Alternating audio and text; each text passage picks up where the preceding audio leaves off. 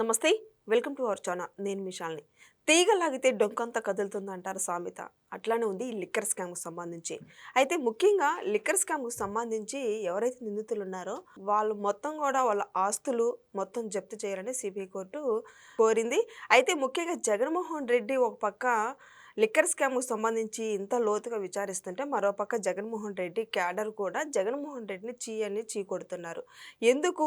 అదే ఎవరో ఇచ్చిన స్క్రిప్ట్ చదివి ఏం చదువుతాడో తెలీదు, ఏం మాట్లాడతాడో తెలీదు అనని వాళ్ళ క్యాడరే కొట్టే స్థాయికి వచ్చిందంటే ఇక నెక్స్ట్ ఆ పార్టీ పరిస్థితి ఏంది? ఇలాంటి అంశాలను చర్చించే ముందు స్టూడియోలో ఉన్నారు పొలిటికల్ అనలిస్ట్ రూకరాజు నాయుడు గారు ఉన్నారు. వారిని అడిగే విషయాలను తెలుసుకునే ప్రయత్నం చేద్దాం. నమస్కారం సార్. నమస్కారం అమ్మా. సార్, ఓ పక్క జగన్మోహన్ రెడ్డి ఆ పార్టీ పరిస్థితి ఏందో ఎవరికి వాళ్ళ పార్టీలో ఉన్న నేతలకే అర్థం కావట్లేదు ఫస్ట్.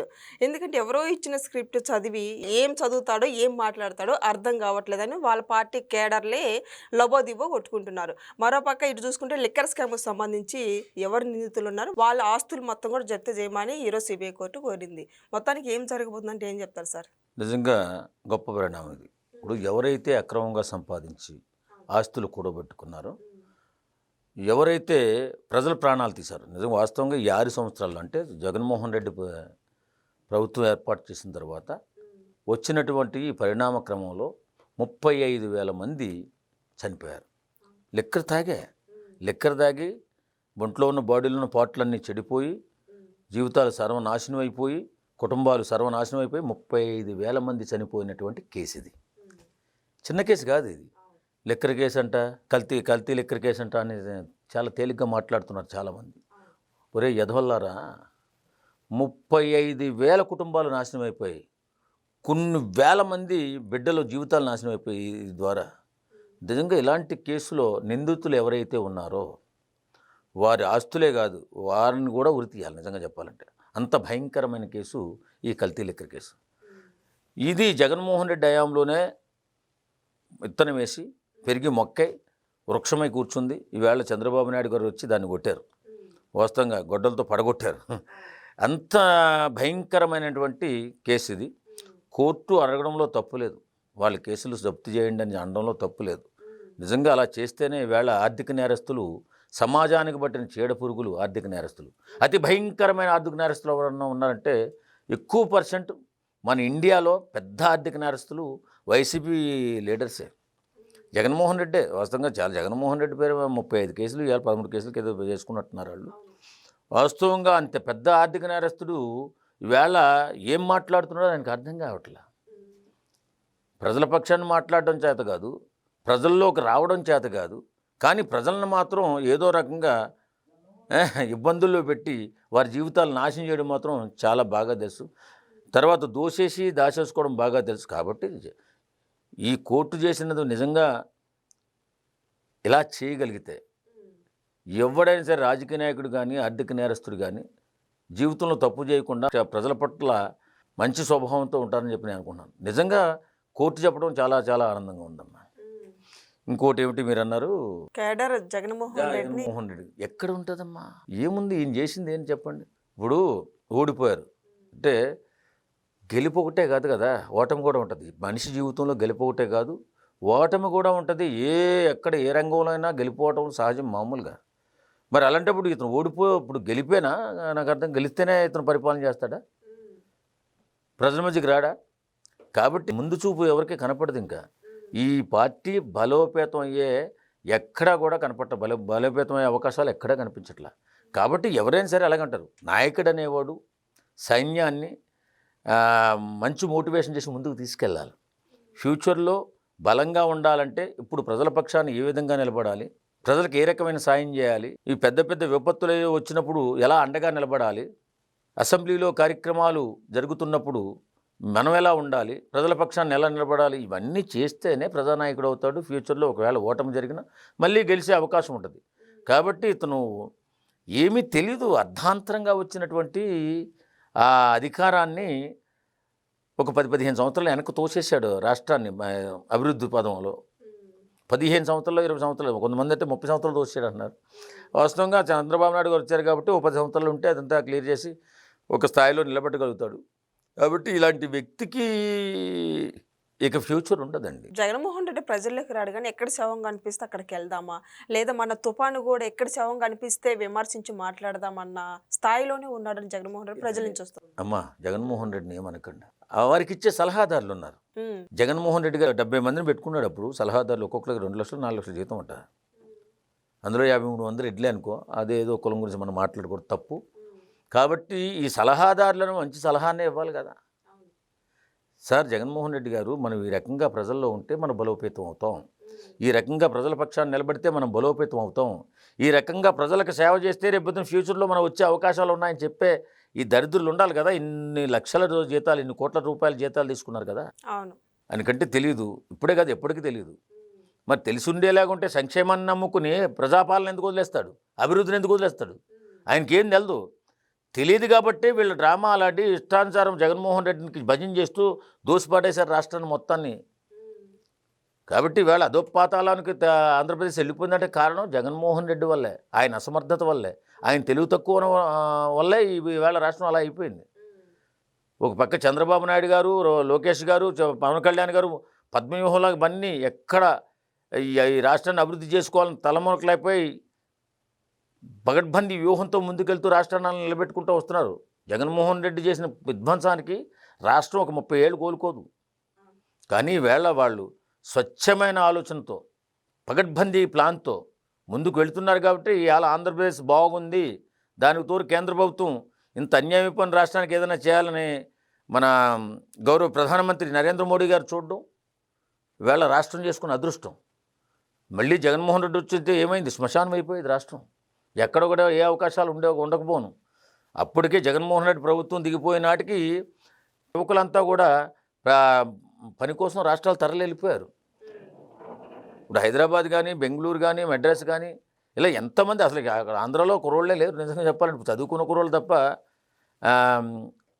అక్కడ ఏమీ అభివృద్ధి లేదు కదా. అభివృద్ధి లేనప్పుడు ఎవరు మాత్రం ఏం చేస్తాడు? ఉద్యోగాలు లేకపోతే ఎవరు మాత్రం ఏం చేస్తారు? ఎవరైనా దూరంగా వెళ్ళిపోయి పని చేసుకుని బతకాల్సిందే కదా. వీళ్ళకిలాగా దోపిడీ చేసే సొమ్ములు ఉండవు కదా. వీళ్ళకిలా రాజకీయ ముసుగులో 100 కోట్లు 1000 కోట్లు దోసేసి హాయిగా వాళ్ళ బిడ్డలు వాళ్ళు బాగా బతుకుతున్నారు. మరి సామాన్య ప్రజలు మరి ఎలా బతకాలి? అక్కడ అవకాశాలు లేకపోతే ఎక్కడికో పోయి కడుపు చేత పట్టుకుని వెళ్ళిపోతారు, బతుకుతారు.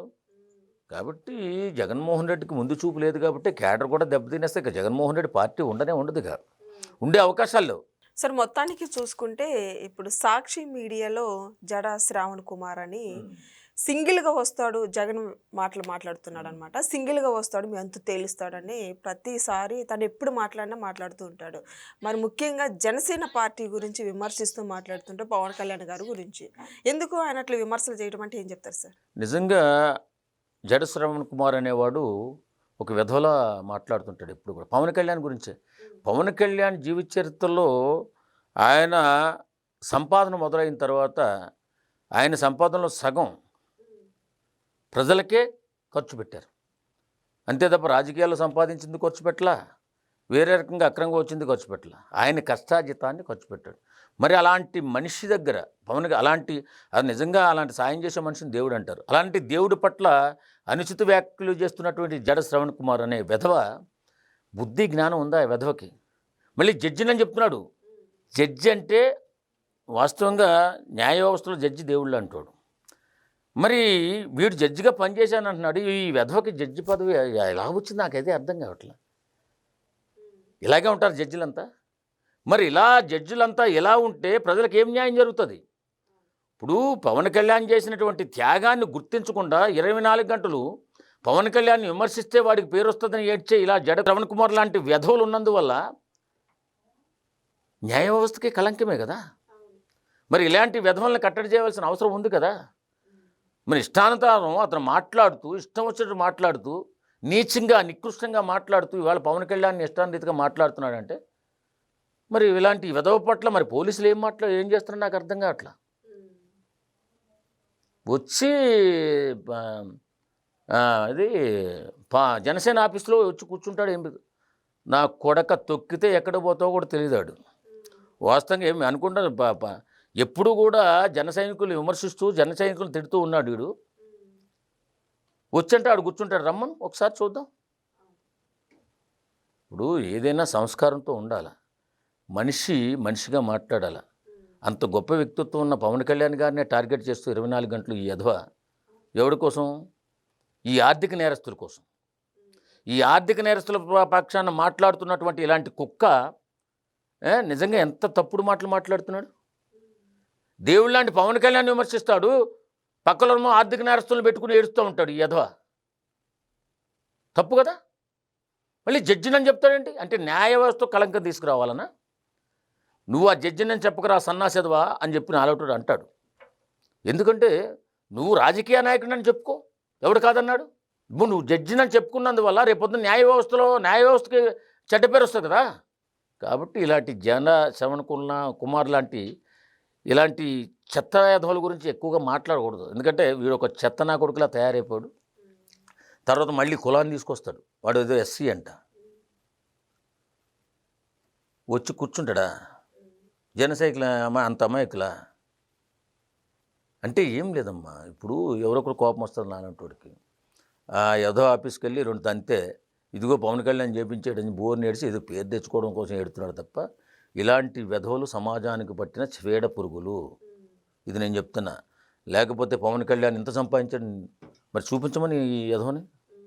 అంత బోల్ డబ్బులు దోసేస్తున్నాడు, అలాగా ఏదో సంపాదించేస్తున్నాడు అంటున్నాడు. సంపాదన కోసం పవన్ కళ్యాణ్ రావడం ఏంటరా?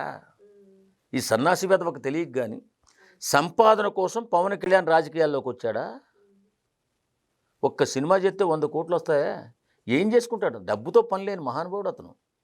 ఈవేళ రాజకీయాలలో నెంబర్ 1 స్థానంలో, అవినీతి లేని రాజకీయ నాయకుల్లో నెంబర్ 1 స్థానంలో ఉన్నాడు ఇతను. మరి ఈ విధవ ఎందుకు గుర్తించట్లేదు నాకు అర్థం కావట్లా. అంటే నా ఉద్దేశం అయితే మాత్రం వీడు పేరు కోసం అన్న ఏడ్చుండాలి, లేకపోతే అవతల డబ్బులు ఇచ్చినా ఇలా తిట్టుస్తుండాలి. ఎందుకంటే ఎస్సీ కదా, ఎస్సీ వల్ల వీళ్ళు ఎవరైనా గట్టిగా తిడితే వాళ్ళు కేసులు పెట్టుకోవచ్చును. ఈ ధైర్యం చేసి ఎంత ధైర్యం చేసాడు చూడు ఇతను.